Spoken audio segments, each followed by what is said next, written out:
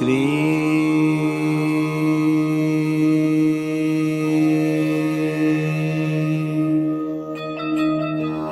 बाबा स्वामी नमो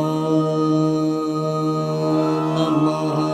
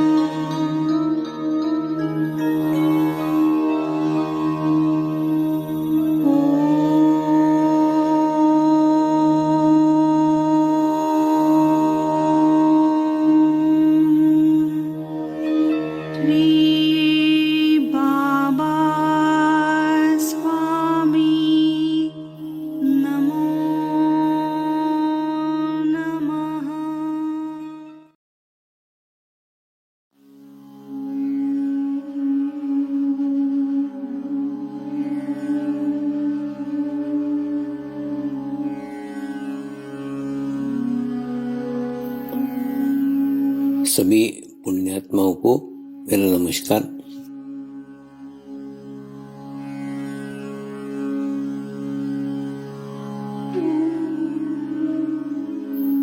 गुरुर्ब्रह्मा गुरुर्विष्णु गुरुर्देवो महेश्वरा गुरु साक्षात् परब्रह्म तस्मै श्री गुरुवे नमः।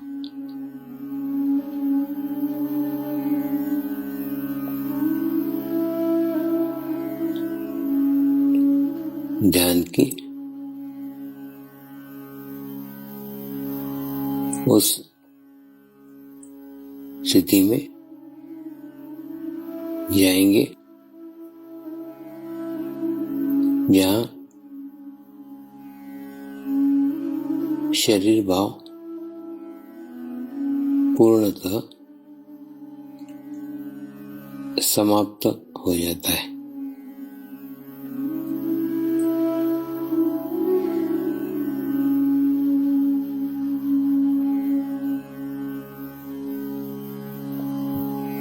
अपने पूरे शरीर को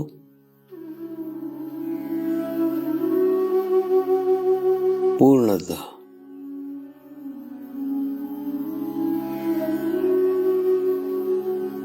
शिथिल छोड़ देंगे, एकदम रिलैक्स हो जाइए।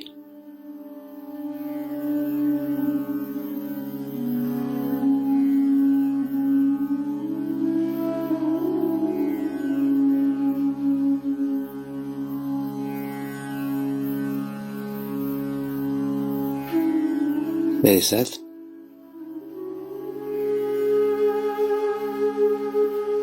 मंत्र का उच्चारण करेंगे।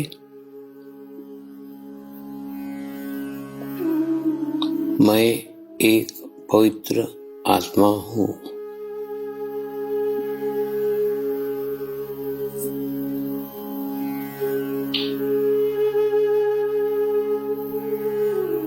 मैं एक शुद्ध आत्मा हूँ।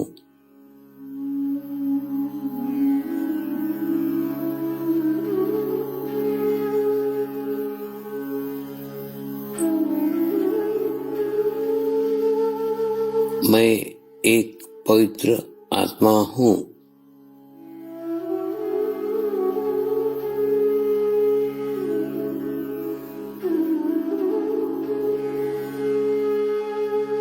मैं एक शुद्ध आत्मा हूँ।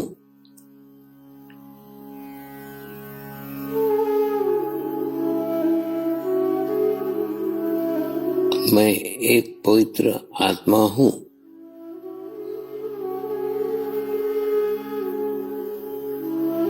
मैं एक शुद्ध आत्मा हूँ।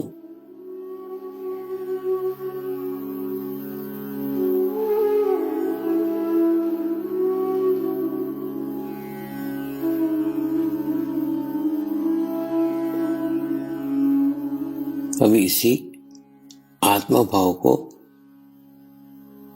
बनाए रखते हुए गुरु मंत्र का उच्चारण करेंगे।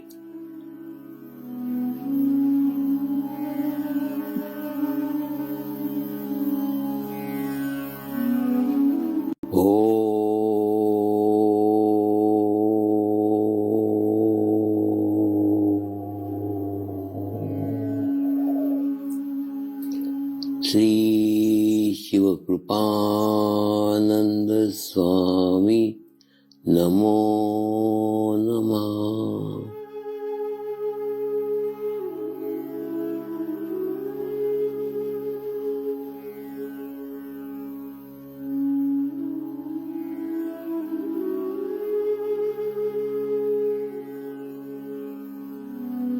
ओम श्री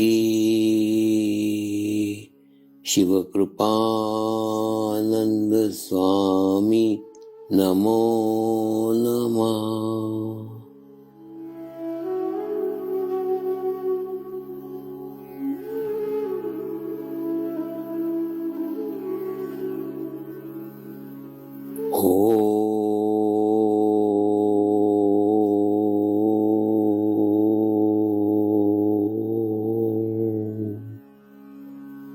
श्री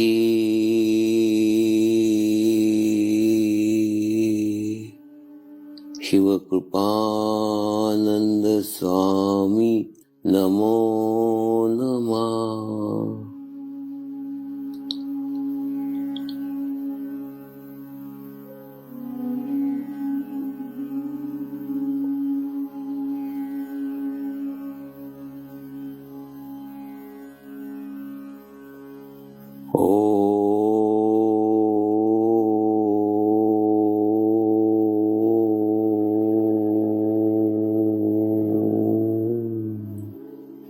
श्री शिव कृपानंद स्वामी नमो नमः।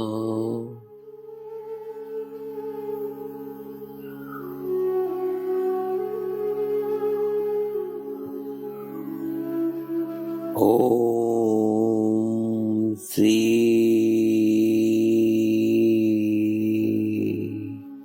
शिव कृपानंद स्वामी नमो नमः।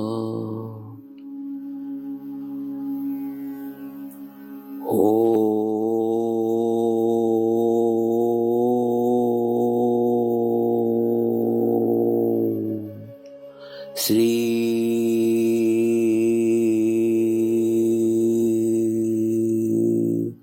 शिव कृपानंद स्वामी नमो नमः।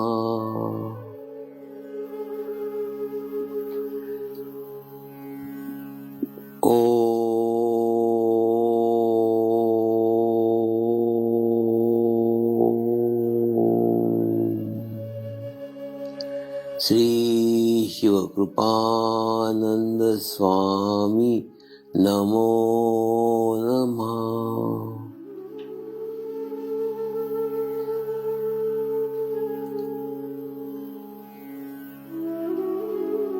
ओम श्री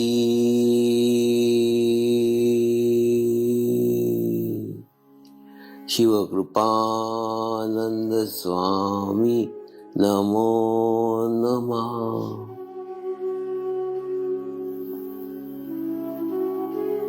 ओम श्री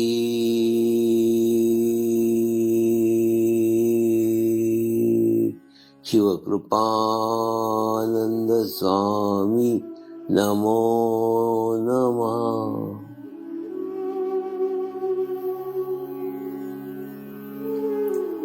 अब आप अपना चित्त सहस्त्रार पे रख के थोड़ी देर के लिए ध्यान में जाएंगे।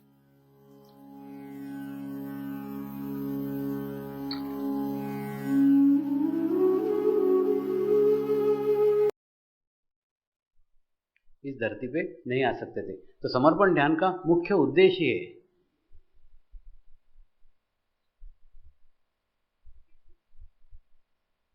वो माँ बाप का निर्माण करना,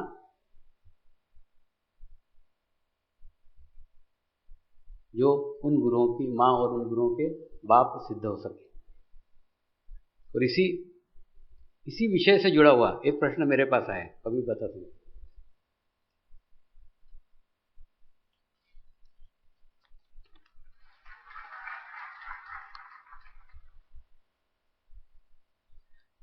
एक साधिका का प्रश्न है, यही विषय से एकदम मिलता जुलता है, जैसे उसको पता ही था कि ये विषय यहाँ उठने वाला है। उसने लिखा है, स्वामी जी मैं आपकी पुरानी साधिका हूँ और मैं आपको बहुत मानती हूँ। आपने मेरे जीवन में कठिन से कठिन समय में भी मेरा साथ दिया है। जीवन में मुझे कभी निराश नहीं किया। आज मैं विवाहित हूँ, जीवन में एक सुखी वैवाहिक जीवन व्यतीत कर रही हूँ। मेरी केवल एक ही समस्या है, मेरी केवल एक ही प्रॉब्लम है, और मुझे लगता है कि यह केवल मेरी प्रॉब्लम नहीं है, मेरे जैसे अनेक साधिकाओं की समस्या है जिन्होंने जो साधक नहीं है उनसे विवाह किया है। नॉन साधक से शादी करने के बाद में उसको जो प्रॉब्लम आई, उस प्रॉब्लम को उसने अपने खत में लिखा है। इसलिए यह समस्या मैं आपके सामने रख रही हूँ। मेरे पति आपको बिल्कुल नहीं मानते, उनका आपके ऊपर बिल्कुल विश्वास नहीं है, पर ऐसा बार बार वो मुझे जताते रहते हैं और आपको गालियां देते रहते हैं। ऐसा मेरे साथ नहीं हुआ है, ऐसा कई साधिकाओं के साथ हुआ है। ऐसा क्यों होता है? कृपया आज आप स्पष्ट बता दीजिए।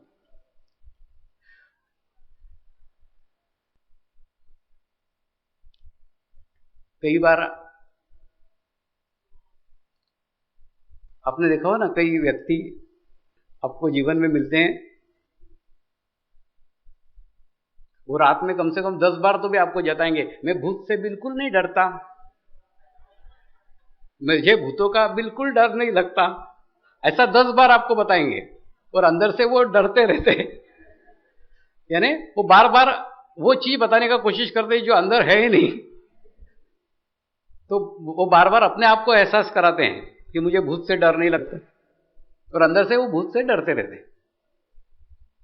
ठीक उसी प्रकार से इस साधिका के पति बार बार उसको जताने का कोशिश करते हैं, मेरा स्वामी जी पे विश्वास नहीं है। तो सिद्ध करना पड़ेगा ना, विश्वास नहीं है तो मुंह से बोल के बताते विश्वास नहीं है, विश्वास नहीं है। और अंदर से विश्वास है, लेकिन वो विश्वास है ये उसके ऊपर प्रतिबिंबित नहीं हो, इसलिए विश्वास नहीं है का वो बाहर बताते हैं कि ऐसा लगना नहीं चाहिए कि विश्वास है। दूसरा, ये समस्या साधिकाओं के साथ, साधकों के साथ आती है।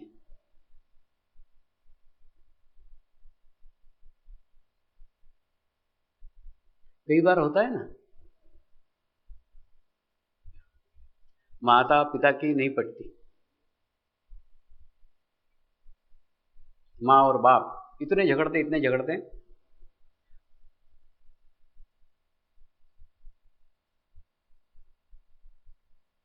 कि तलाक तक नौबत आ जाती है।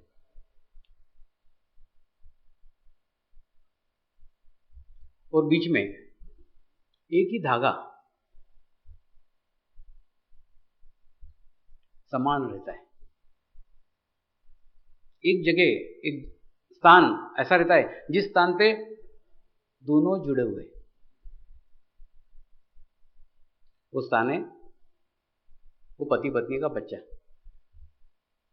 बाप भी बच्चे को खूब चाहता है, माँ भी बच्चे को खूब चाहती है।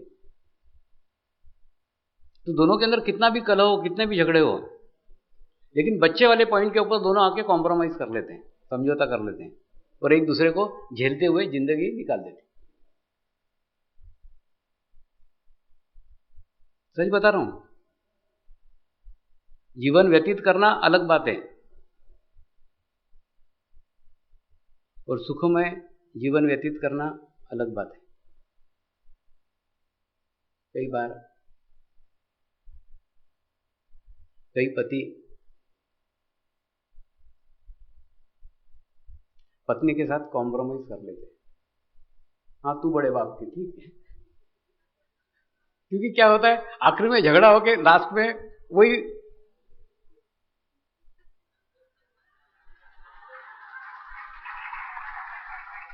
तो इसका अर्थ ये नहीं है कि वो खुश है, वो प्रसन्न है।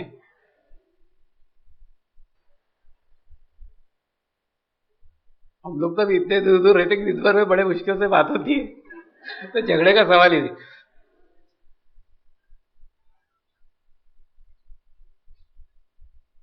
तो बार बार वो पत्नी का कलह सुन करके पति कॉम्प्रोमाइज कर लेता है और वो बोलना बंद कर देता है। इसका मतलब ये नहीं कि वो उससे सुखी है।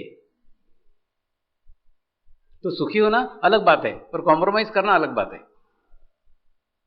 बचपन में एक बार मेरे नानी के साथ गोद में सोया हुआ था और नानी को लगा कि मैं सोया हुआ हूं।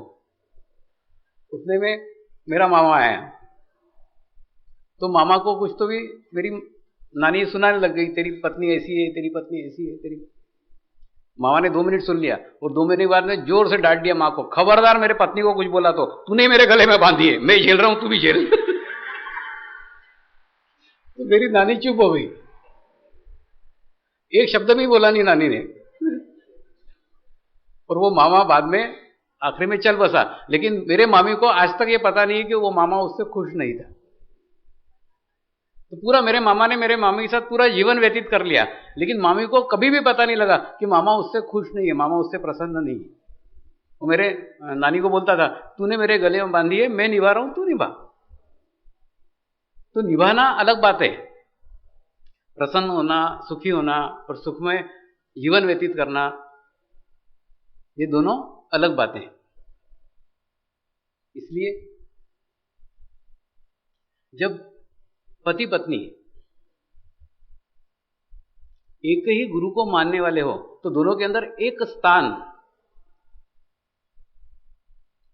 एक जगह, एक कोना, एक मुकाम ऐसा होता है कि जहां दोनों के अंदर सकारात्मक शक्ति बह सकती है।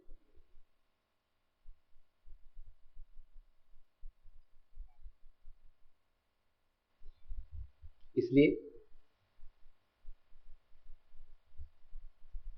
मुझे ऐसा लगता है विवाह एक ऐसा निर्णय है जो निर्णय लेने के पूर्व 10 बार सोचो, क्योंकि बाद में फिर झेलना ही पड़ेगा, फिर कोई रास्ता नहीं, फिर कोई मार्ग नहीं।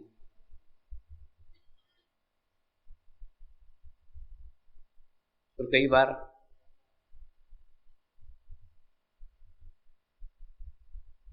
इन साधिकाओं के पति भी मुझे गालियां देते होंगे, लेकिन गालियां देने के बहाने उनका चित्त तो मेरे ऊपर रहता ही है।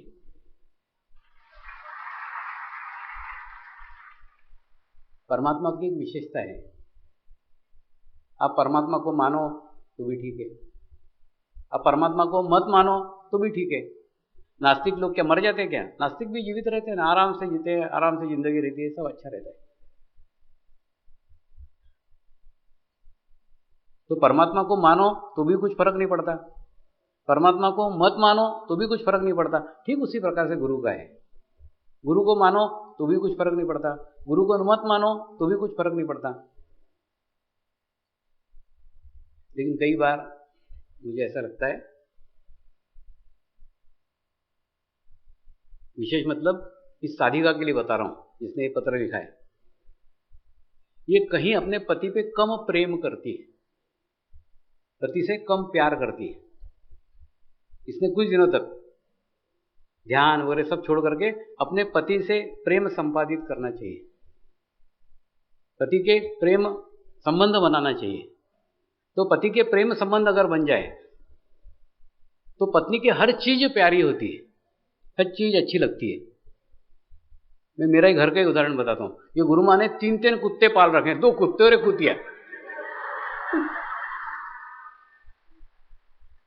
और दिन भर वो उसके साथ में रहते हैं और मैं उनके डर के बारे में अकेला छुप के बैठे रहता हूं।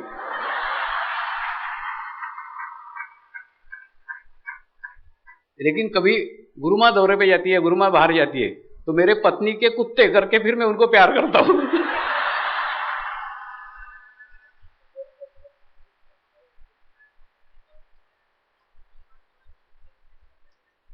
तो मेरा कहना यह है कि जब मेरे पत्नी के कुत्तों से प्यार करता हूं तो वो तेरे गुरु से प्यार नहीं करेगा?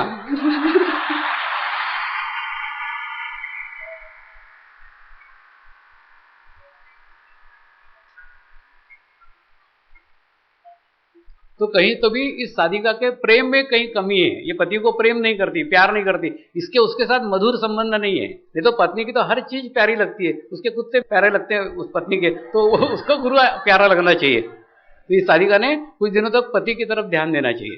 हो सकता है ध्यान करने के बहाने, कैसेट सुनने के बहाने, सेंटर पे जाने के बहाने, किसी भी तरीके से कहीं ना कहीं पति निग्लेक्ट फील कर रहा है। पति महसूस कर रहा है कि मेरी तो कुछ कदर ही नहीं रह गई, मेरे को तो वो पूछती ही नहीं है। ऐसा भाव कहीं ना कहीं उस पति के अंदर आ गया है। तो कुछ दिनों तक ये सब छोड़ करके पहले उसको बैलेंस करना चाहिए, उसको संतुलित करना चाहिए। और उसको संतुलित करने के बाद में जो तू पीछे लग के नहीं हुआ वो वैसे ही घटित हो जाएगा। कई बार होता है, लंबी रेस के घोड़े रहते हैं ना, बाद में स्पीड पकड़ते और बाद में पकड़ेंगे तो पहले वाले घोड़े से आगे भागेंगे। मन हो सकता है इसका पति इससे अच्छा साधक सिद्ध हो।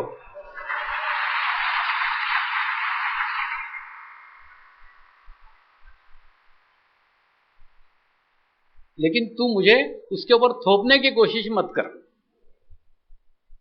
थोपने की कोशिश करेगी, जितनी थोपेगी वो उतना एकदम बेलसरी का भड़केगा। इसलिए थोपने की कोशिश मत कर। खुद ब खुद जब तेरे संबंध अच्छे हो जाएंगे, तेरा एक प्रेम का रिश्ता उसके साथ निर्माण हो जाएगा, तो तेरी हर चीज उसे प्यारी लगेगी। ये मेरा उसके लिए मैसेज है।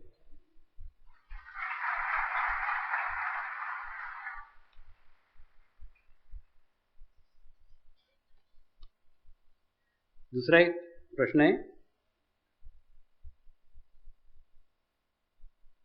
आज के आधुनिक समाज में ध्यान को, मेडिटेशंस को सभी ओर मान्यता मिल रही है, और समाज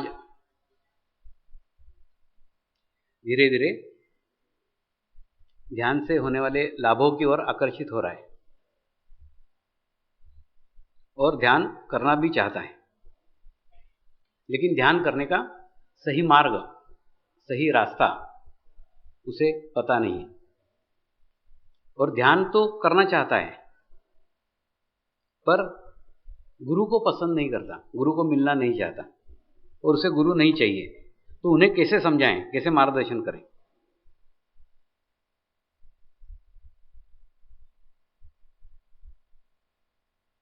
पहली बात है ध्यान पद्धति की। तो समाज में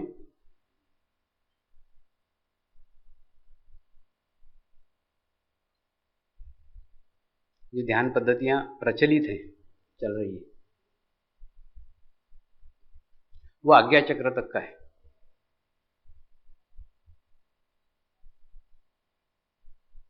आज्ञा चक्र तक पहुंच जाने के बाद एक विचार शून्यता की स्थिति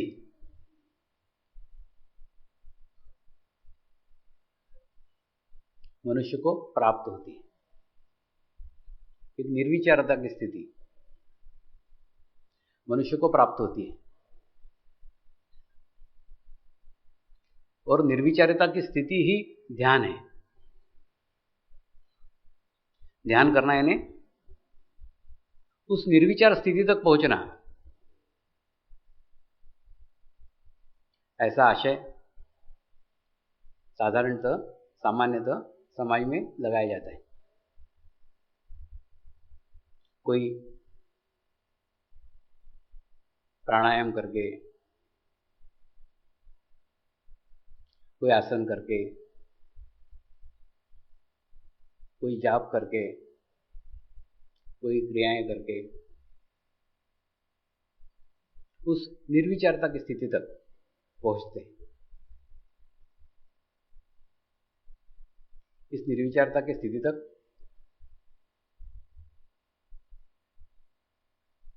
भक्ति मार्ग से भी पहुंचा जा सकता है।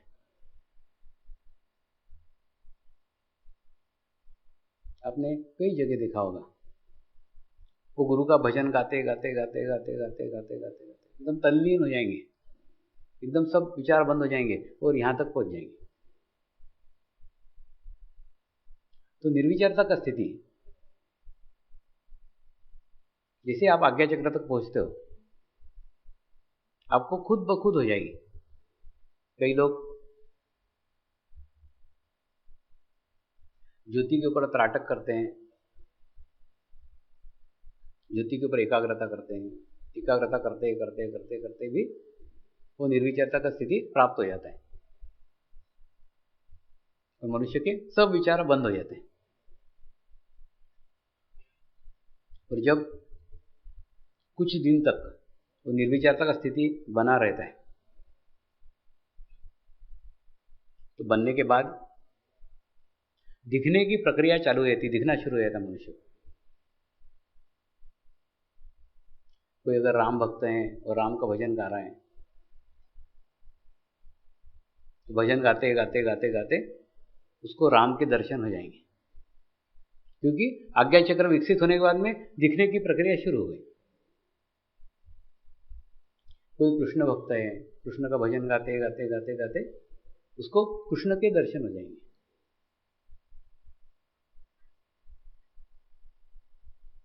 किसी को ज्योति के दर्शन हो जाएंगे, किसी को दिव्य प्रकाश दिखेगा।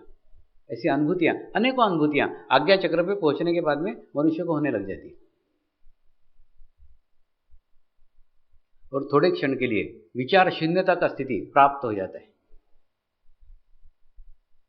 निर्विचार हो जाते, पूर्णतः चित्त यहां आ जाता है, निर्विचार स्थिति प्राप्त हो जाता है। और निर्विचारता का स्थिति प्राप्त होना ही ध्यान का एकमात्र उद्देश्य है, ऐसा आशय, ऐसा अर्थ सामान्यतः समाज में लगाया जाता है। लेकिन वास्तव में इसको अंतिम लक्ष्य बोल रहे हो, अंतिम पादान बोल रहे हो, अंतिम स्तर बोल रहे हो, निर्विचारता का स्थिति, ये समर्पण ध्यान की पहली स्टेप है, पहली सीढ़ी है। गुरु कृपा में आप यहां से जो उठते हो तो सीधे यहां पहुंच जाते हो। तो निर्विचारता का स्थिति तो आपको ऑटोमेटिकली प्राप्त हो जाता है। निर्विचारता का स्थिति वो स्थिति है जिस स्थिति में से ध्यान में जाया जाता है। ध्यान में जाना है नहीं, निर्विचारता का स्थिति ध्यान नहीं है। निर्विचारता का स्थिति वह स्थिति है जिस स्थिति में ध्यान में जाया जाता है, जिस स्थिति में से, जैसे रहता है कि नहीं, एक रॉकेट रहता है और एक रॉकेट लॉन्चर रहता है, वो लॉन्चर के ऊपर रॉकेट रखते हैं, फिर रॉकेट उड़ता है। उसी प्रकार से आज्ञा चक्र, निर्विचारता का स्थिति वो स्थिति है जिस स्थिति में से ध्यान में जाया जाता है। ध्यान में जाते हो आप, निर्विचारता का स्थिति ध्यान नहीं है, उससे ध्यान में जाया जाता है। और ध्यान में जाने के बाद में आपका अस्तित्व शून्य हो जाता है। आप उस विश्व चेतना में पूर्णतः मर्ज हो जाते हो, आपके शरीर का बोध समाप्त हो जाता है, आप पूर्ण आत्मा रूप बन जाते हो। और ऐसा जब आप कुछ दिनों तक बनने में सफल हो जाते हो तो आपके आसपास एक सकारात्मक आभामंडल क्रिएट हो जाता है, एक सकारात्मक आभामंडल निर्माण हो जाता है। और जैसे ही निर्माण हो जाता है, आपके भीतर और आपके बाहर एक बदलाव आ जाता है। आपके अंदर और आपके बाहर एक क्रांति आ जाती है, एक चेंज आ जाता है, एक बदलाव आ जाता है। तो समर्पण ध्यान संपूर्ण ध्यान है। निर्विचारता का स्थिति उसका शुरुआत है, पहली स्टेप है। लेकिन समाज में इसकी जानकारी इसलिए नहीं है क्योंकि इस स्थिति तक पहुंचे हुए लोग समाज में नहीं है, और जो इस स्थिति तक पहुंचे हुए हैं वो समाज में नहीं होने के कारण ध्यान क्या है उसके बारे में संपूर्ण जानकारी समाज को नहीं है। इसलिए उनके जितना पकड़ में आया उतना पकड़ लिया। निर्विचारता स्थिति यानी ध्यान, निर्विचारता स्थिति यानी ध्यान, उतना पकड़ लिया। लेकिन समर्पण ध्यान संपूर्ण ध्यान है, समग्र ज्ञान है। सिर्फ ये आज्ञा चक्र का रास्ता है ना, ये रास्ता बड़ा सकड़ा रास्ता है, छोटा रास्ता है। जब तक आपके जीवन में किसी जीवंत गुरु का कृपा नहीं होता, करुणा नहीं होता, तब तक उस निर्विचारता की स्थिति से शून्य की स्थिति तक पहुंचा नहीं जा सकता। भक्ति मार्ग से आप भजन करते करते भी इस आज्ञा चक्र तक पहुंच सकते हो। उसके लिए कोई ध्यान करने की आवश्यकता नहीं है, कोई मेडिटेशन की आवश्यकता नहीं है। भक्ति मार्ग से भी यहां तक पहुंच सकते हो, लेकिन सहस्त्रार तक नहीं पहुंच सकते। तो समर्पण ध्यान संपूर्ण ध्यान है जो आपको शून्य स्थिति तक लेके जाता है, लेकिन समाज को उसकी जानकारी नहीं है। इसलिए हमको समाज को उसकी जानकारी देने की। दूसरा, आप किसी को समझाते हो, आप किसी को बताते हो, तो उनको समझाते समय बताओ यह एक सजीव ज्ञान है जो एक अनुभूति के ऊपर आधारित है। मेरे शब्दों को समझिए, यह एक सजीव ज्ञान है जो एक अनुभूति के ऊपर आधारित है। यह कोई पुस्तक का ज्ञान नहीं है, कोई किताब का ज्ञान नहीं है। यह एक सजीव ज्ञान है जो एक अनुभूति पे आधारित है। तो जहां अनुभूति आई वहां जीवंत शरीर आया, और जहां जीवंत शरीर आया वहां गुरु आया। और रही बात मिलने की, पसंद नहीं करने की, तो मुझे तो ऐसे शिष्य चाहिए ही जो मुझे न मिलने वो ध्यान करे। अच्छी बात है ना, मेरे को मिलने का कुछ आवश्यकता नहीं है। आप सिर्फ ध्यान करो, ध्यान को पकड़े रहो, मैं आपके पास ही रहूंगा। कई बार समाज के अंदर गुरुओं के कुछ गलत अनुभव आ जाते हैं, बुरे अनुभव आ जाते हैं, और ये बुरे अनुभव के कारण लोग उससे विमुख होते हैं। तो थोड़ा सा अभी भी समाज के अंदर दो शब्दों के अंदर का अंतर समझ में नहीं आ रहा है। वो दो शब्दों का अंतर समझ में आएगा तो सारा हिसाब किताब समझ में आ जाएगा। तो दो शब्द है, धार्मिकता व आध्यात्मिकता। एक धार्मिक व्यक्ति आध्यात्मिक हो सकता है, आवश्यक नहीं है, लेकिन एक आध्यात्मिक व्यक्ति धार्मिक हो सकता है। तो धार्मिकता जो है वो सीढ़ी है, स्टेप है, और जो आध्यात्मिक व्यक्ति है वो धार्मिकता के रास्ते ही पहुंचा हुआ है। किसी तो भी धार्मिकता को अवलंब करके, किसी भी धर्म को अवलंब करके वो आध्यात्मिक क्षेत्र में पहुंचा है, और पहुंचने के बाद में वो एक आध्यात्मिक व्यक्ति हो गया। और आध्यात्मिक व्यक्ति धर्म से परे बात करेगा।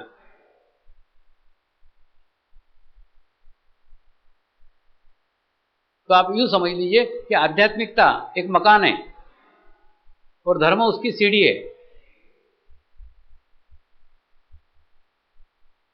तो प्रत्येक व्यक्ति, प्रत्येक मनुष्य आध्यात्मिकता के मुकाम में धर्म के माध्यम से ही पहुंचता है, धर्म के सहारे से ही पहुंचता है। इसलिए आपका कोई धर्म बदलने की आवश्यकता नहीं है। जिस धर्म में हो उसी धर्म में बने रहो, उससे आगे बढ़ो। प्रत्येक धर्म के रास्ते आखिरी में आध्यात्मिकता तक जाके समाप्त होते हैं। आपको उसके आगे जाना पड़ेगा, उससे विकसित करना पड़ेगा, उसका उपयोग सीढ़ी सरी का करना पड़ेगा। और ऐसा करोगे तो आप महसूस करोगे कि आप आध्यात्मिक प्रगति की ओर अग्रसर हो रहे हो।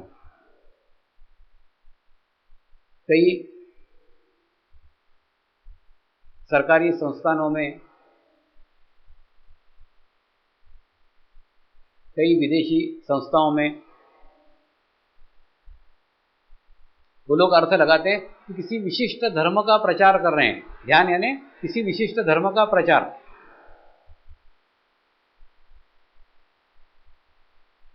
वो उनके सिर्फ पूर्वाग्रह के कारण कर रहे हैं। जब वो सुनते हैं,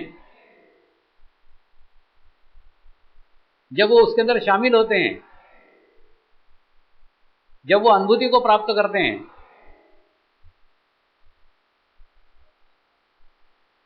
तो उनको भी पता लगता है ये किसी धर्म से संबंधित नहीं है, ये धर्म से परे, ये आध्यात्मिकता से संबंधित है। अभी हाल ही में मुंबई में भी ऐसा ही कुछ प्रश्न आया था, लेकिन जब वो प्रश्न हल हुआ, जब उन्होंने जाना, जब उन्होंने पहचाना कि ये जीवन जीने की एक सकारात्मक पद्धति है, समर्पण ध्यान कोई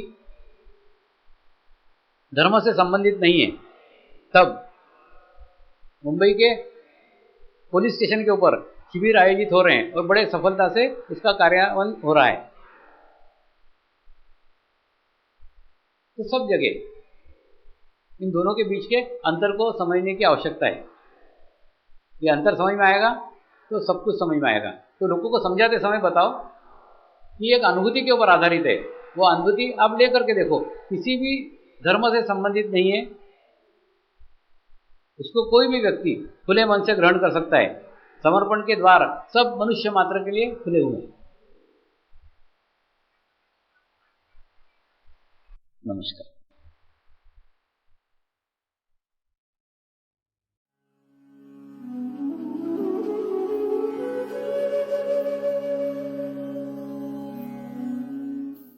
अब हम प्रार्थना करेंगे सभी आत्माओं की आत्म उन्नति हो, आध्यात्मिक प्रगति हो, यही हमारी प्रभु से प्रार्थना है। नमस्कार। जय आत्मेश्वर।